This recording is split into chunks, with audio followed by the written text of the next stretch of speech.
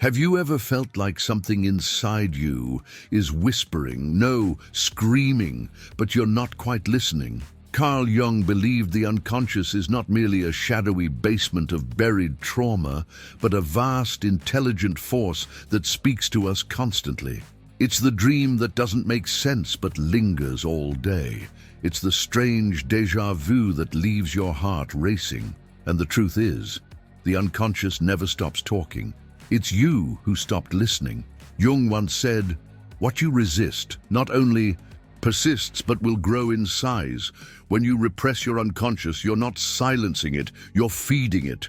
The more you try to ignore those feelings, those instincts, those fears, the louder they get. Not with volume, but with impact, through anxiety, through irrational anger, through choices you later regret, not knowing why you made them. Imagine your psyche as a house. The unconscious lives in the basement. You've locked the door, but the pipes still rattle. The floor creaks. The shadows flicker. That's not madness. It's your inner voice, desperate to be heard. And what if the key to understanding yourself was hidden behind that door? In this video, we'll explore the fascinating ways your unconscious tries to communicate.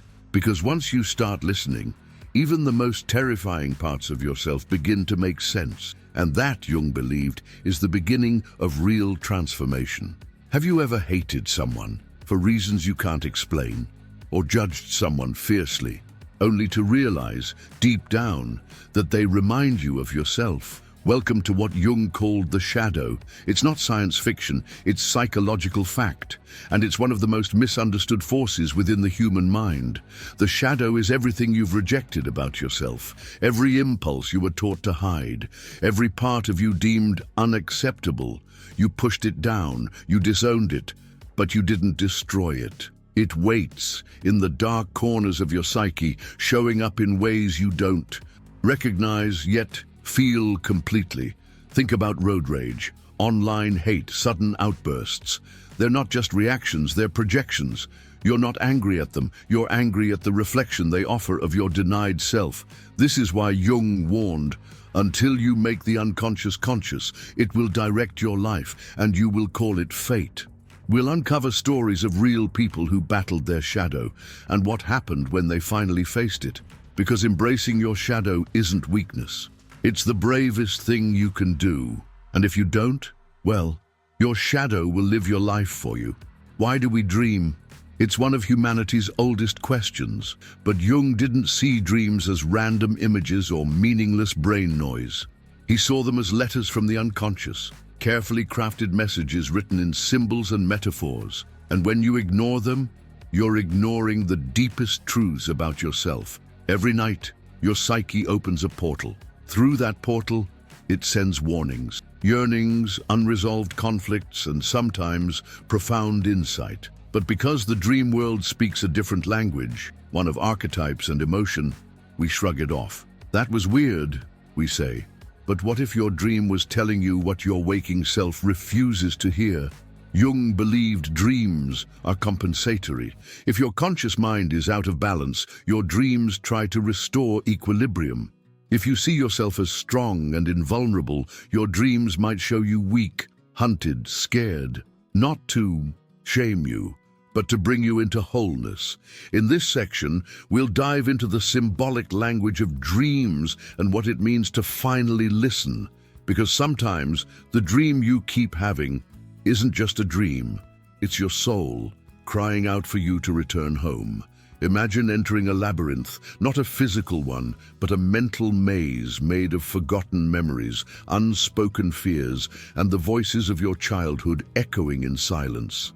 Carl Jung believed this was the essential journey every human must take, the descent into the self. But in a world obsessed with external success and constant distraction, who dares to look inward? The labyrinth represents what Jung called the individuation process. It's the journey of integrating all parts of the psyche, the persona, the shadow, the anima or animus, and ultimately the self. But this isn't a walk in the park. It's a confrontation with chaos, discomfort, and the painful truths you've avoided your whole life. Why does the modern world resist this so Fiercely, because introspection demands stillness, and stillness brings confrontation.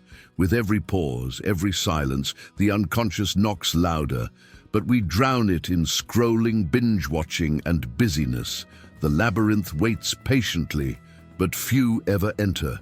This chapter will explore how Jung mapped the psyche like a mythological underworld, and why every myth from Hercules to Harry Potter is just a symbolic version of this inner odyssey. Ready to descend? They say time heals all wounds. But what if time just buries them deeper? The mind is a master of concealment. When something hurts too much, the unconscious doesn't erase it, it hides it. Jung warned that repressed memories don't go away. They fester, they shape your personality, your relationships, and your fears in ways you don't even recognize. We often think trauma must be dramatic, abuse, war, tragedy, but even subtle emotional neglect, humiliation in childhood, or unresolved grief can live inside us like ghosts in locked rooms. You don't remember the moment, but your body does, your choices do, your dreams certainly do. What's terrifying is how these memories can erupt through irrational phobias, in relationships that feel strangely familiar, in moments of self-sabotage. It's the unconscious pulling the strings, and you don't even know the puppeteer exists. In this section, we'll reveal real cases where repressed memories surfaced years, even decades later.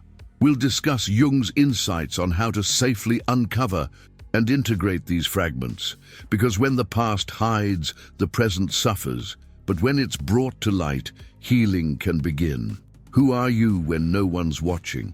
Better yet, who are you trying to be when everyone is? Jung introduced the concept of the persona, the social mask we wear to survive. It's not fake, it's functional. But the danger comes when we confuse the mask with our identity. From early childhood, we learn what's acceptable and what isn't. We shape ourselves to be liked, approved, hired, loved. But every act of self-censorship leaves something behind. Over time, we become actors trapped in roles we didn't choose, smiling while anxious, confident while hollow. Fine, we say, when we're anything but. The persona is necessary, but when it's rigid, it strangles authenticity. Jung believed true healing only begins when we realize, I am not this mask. I am what lies beneath it, and peeling that mask off. It feels like death, but it's really rebirth. This part will explore the masks you wear at work, in love, online, and the cost of keeping them on for too long. Because the longer you pretend, the further you drift from who you really are. Have you ever felt sick, exhausted, or in pain without any clear medical reason? That's not imaginary. That could be your unconscious speaking through the only language left, your body. Carl Jung often emphasized that when we ignore emotional wounds, they don't just disappear, they shift from the heart to the skin, from the soul to the stomach. This phenomenon is called somatization. Jung wrote, "The mind has the power to create illness, but also the wisdom to guide healing." If the unconscious holds unresolved conflicts and you refuse to look inward, the psyche will find another outlet. Panic attacks, insomnia, digestive issues, tension in your shoulders that won't go away, each a message, a code. But our culture doesn't teach us to decode these signs. We medicate, we suppress, we distract. Rarely do we ask, why is my body doing this? What does this symptom want me to see? The answer is rarely surface level. In this chapter, we'll explore how the body becomes the stage for psychological drama, and more importantly, how to listen before the whispers become screams. The story of Oedipus is ancient, but the complex it represents, alive and well. Jung expanded Freud's theories to show that it's not just about parental obsession, it's about how early wounds silently control your adult life. Your fear of abandonment, your need to be perfect, your tendency to fall for the same toxic pattern again and again. Those roots run back to childhood. Your unconscious remembers everything, especially what you've forgotten. a parent's silence, a teacher's rejection, a moment where your emotional needs were unmet. These moments become complexes, psychic landmines that explode whenever triggered. You might think you're choosing your career, your partner, your friends. But what if you're just reenacting childhood scripts? What if your present is just your past in disguise? Jung warned, until you uncover your complexes, they will control your life. In this part, we'll examine how childhood shapes the architecture of your psyche and how revisiting those foundations is the key to finally breaking free. Have you ever thought of someone only for them to text you seconds later? Or stumbled upon exactly the book you needed, at the exact moment you needed it? Jung called these events synchronicities, meaningful coincidences with no logical connection, but profound personal relevance. To the rational mind, they seem absurd, but to the unconscious, they are signs, clues, patterns woven by an invisible hand. Jung believed synchronicities were moments when the inner world and the outer world aligned, when your psyche reached out and touched the universe, and the universe responded. The skeptic in you might say, that's just coincidence. But what if that very skepticism is part of the mask we wear? To avoid mystery, synchronicities are invitations. They beg us to pause, to ask, what is this trying to show me? In this section, we'll dive into real stories of synchronicity that defy logic and reveal the mysterious intelligence behind them. Because perhaps the universe isn't silent, perhaps it's been whispering all along. What if the anxiety you feel isn't a malfunction, but a message, a coded alert from deep within your psyche? According to Jung, our unconscious is structured around archetypes, universal characters and patterns that live in every human being, across every culture and era. These archetypes are not just stories, they are energies. And when they clash inside you, the result often feels like panic, confusion, or emotional paralysis. Imagine your mind as a battlefield. On one side, the hero archetype, brave, ambitious, desperate to prove itself. On the other, the caregiver, nurturing, sacrificing, terrified of failing others. Then there's the rebel who wants to burn everything down, and the ruler who clings to control. These voices don't argue with words, they fight through feelings. Anxiety often arises when these archetypes are out of sync. You want to be bold, but another part of you is terrified of judgment. You crave independence, but fear loneliness. You long to express yourself, but a shadow inside screams, they won't accept the real you. And here's the catch. You think it's just you being anxious, but really, it's a civil war within your psyche. Jung believed true peace only comes when you become conscious of these inner archetypes and integrate them. Not silence, not eliminate, but balance, because each one has wisdom. The rebel challenges injustice. The caregiver brings compassion. Even the shadow, dark and mysterious, holds power and truth. In this section, we'll break down how these archetypes operate, how they show up in your everyday life, and how learning their language might just be the key to ending the war inside you. From the moment we're born, we start building the ego, a mental structure that says, this is me. It helps us survive, organize reality, and build identity. But somewhere along the way, the ego becomes more than a tool. It becomes the master. And everything else, your dreams, your instincts, your spiritual hunger, is labeled as irrational, childish, or weak. Jung didn't hate the ego. He saw it as necessary. But he also saw how dangerous it becomes when we believe it's all there is. When the ego is in command, it silences the soul. It fears the unknown. It rejects vulnerability. And in doing so, it cuts you off from the most profound parts of yourself. Think of the moments when you said no to something you deeply wanted because it didn't make sense.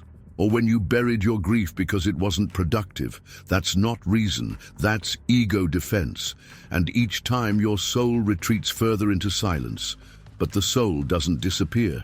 It lingers, it aches, and eventually it fights back. Through restlessness, through burnout, through a midlife crisis that no amount of success can quiet. Jung taught that the ego must serve the self, not the other way around. The self is the totality of who you are, conscious and unconscious, rational and mystical. It's the true center of your being, and reconnecting with it doesn't make you less grounded, it makes you whole. This chapter explores how modern culture feeds the ego while starving the soul, and how you can reverse that imbalance before the emptiness becomes unbearable. Have you ever met someone and instantly disliked them without knowing why? Or found yourself obsessively drawn to someone as if they hold a piece of you? Jung had a radical explanation. You're not really seeing them. You're seeing parts of yourself, projected like a film onto their face. Projection is one of the most fascinating and dangerous tools of the unconscious. It allows us to disown aspects of ourselves by seeing them out there. You dislike your co-worker's arrogance, but maybe you're afraid of your own ambition. You idolize someone's confidence because you've suppressed your own voice for too long. According to Jung, projections aren't just psychological errors. They are invitations, clues about who you really are and what you've refused to accept in yourself. This becomes especially potent in relationships. Romantic partners often become projection screens for the anima or animus, our inner opposite. We fall in love, not with a person, but with the symbol they represent. And when the projection fades, we say, "You've changed." But the truth is, we changed. We saw through the illusion. The path of individuation requires that we reclaim our projections, that we say, "This is mine, this anger, this desire, this fear, it belongs to me." Only then can we truly see others for who they are, and ourselves for who we've become. This section will uncover real-life examples of projection at play, how it warps perception, and how confronting it might be the most courageous act of self-awareness you'll ever face. Every culture, every age, every mythology, they all tell the same story. A call to adventure, a descent into the unknown, a confrontation with fear, and finally, a return, transformed. Joseph Campbell called it the hero's journey, but Carl Jung saw it not as fiction, but as the blueprint of the human soul. And here's the twist. You are already on this journey, even if you don't know it yet. The hero's journey begins with a whisper, a discomfort, a longing. It's the feeling that your current life, as structured and safe as it may be, is too small for the truth of who you are. That's the call. Most people ignore it. They stay in the ordinary world because the unknown is terrifying. But Jung warned, what you don't confront in the outer world, you will meet within. Eventually, something forces you to move, a loss, a betrayal, a dream too persistent to silence. You cross the threshold, and then the real work begins.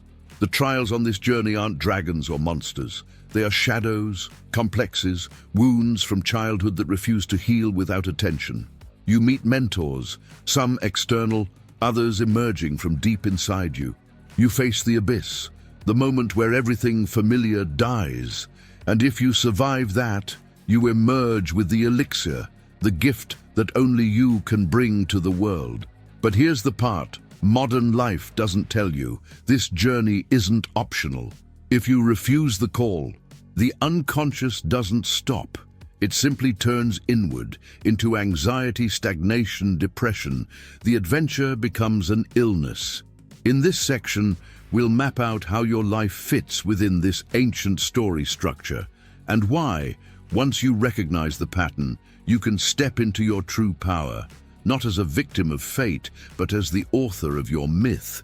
What if the highest form of rebellion wasn't changing the world, but changing yourself? Carl Jung called it individuation, the sacred process of becoming fully, authentically you.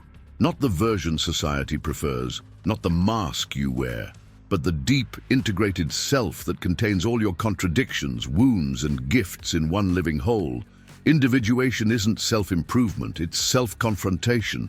It demands that you turn inward, face the shadow, dialogue with the unconscious, and reclaim the pieces of your soul that were exiled long ago. Why doesn't society encourage this? because a truly individuated person is hard to control. They no longer seek external validation. They question the status quo. They live with integrity, not obedience. And in a world built on conformity, that's dangerous. From a young age, we're conditioned to become what others need us to be.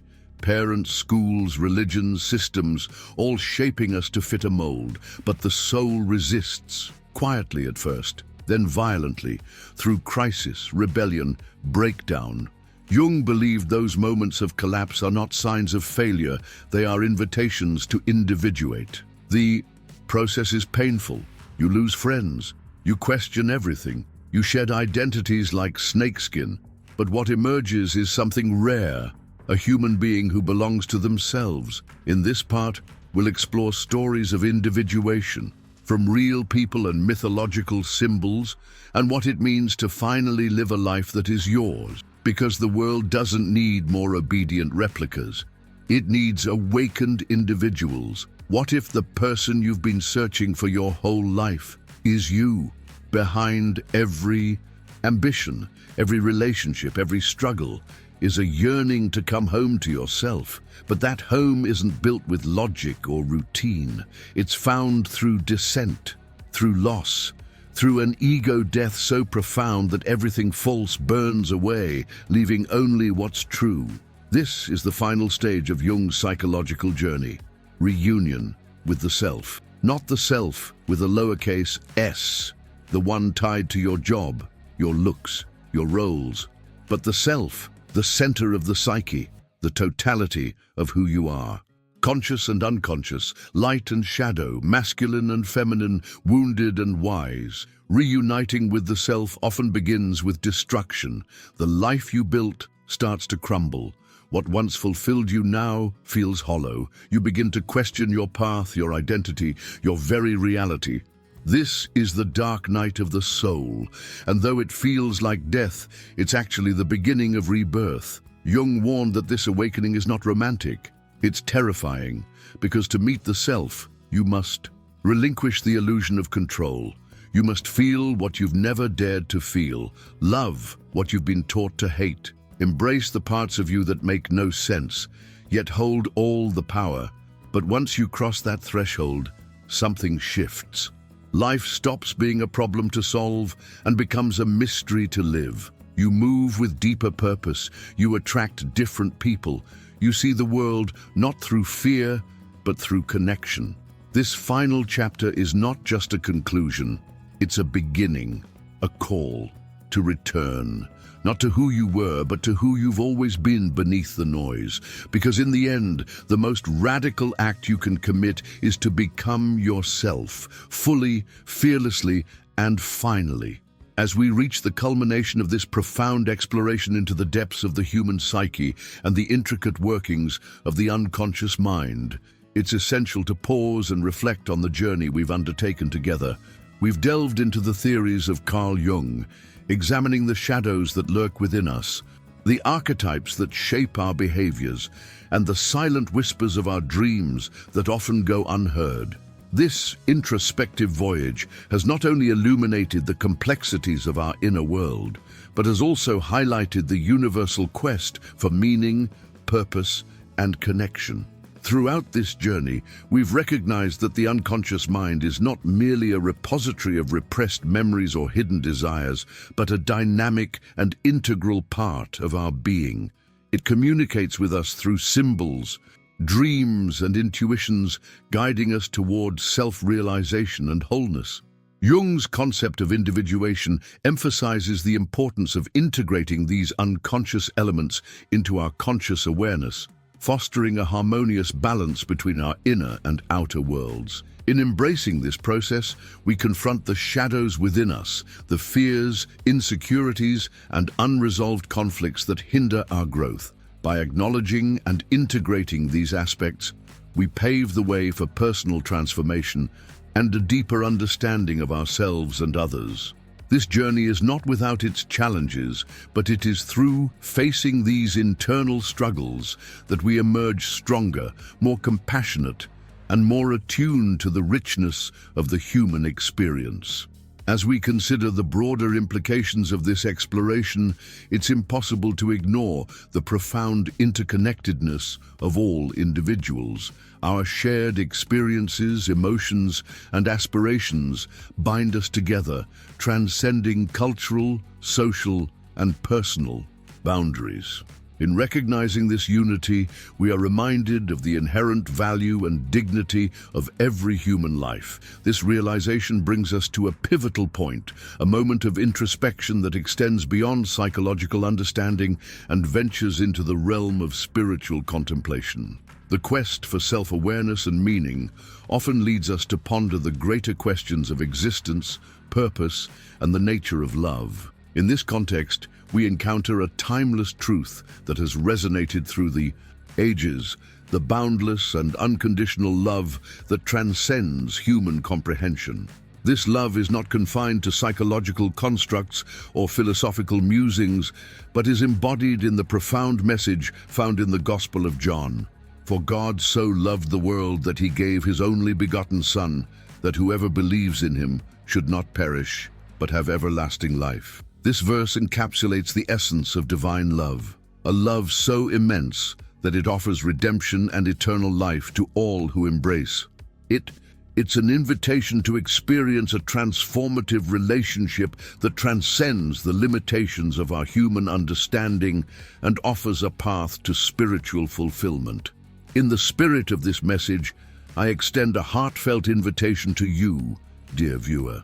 If you find yourself yearning for deeper meaning, for a connection that surpasses the temporal and touches the eternal, consider opening your heart to this divine love. Embrace the opportunity to embark on a journey of faith, to explore the teachings of Jesus Christ, and to discover the profound peace and purpose that come from a relationship with him. Accepting Jesus as your Savior is not about adhering to a set of rituals or doctrines.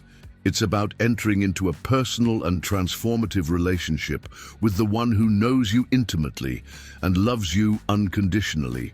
It's about finding solace in times of turmoil, hope in moments of despair, and guidance when the path ahead seems uncertain.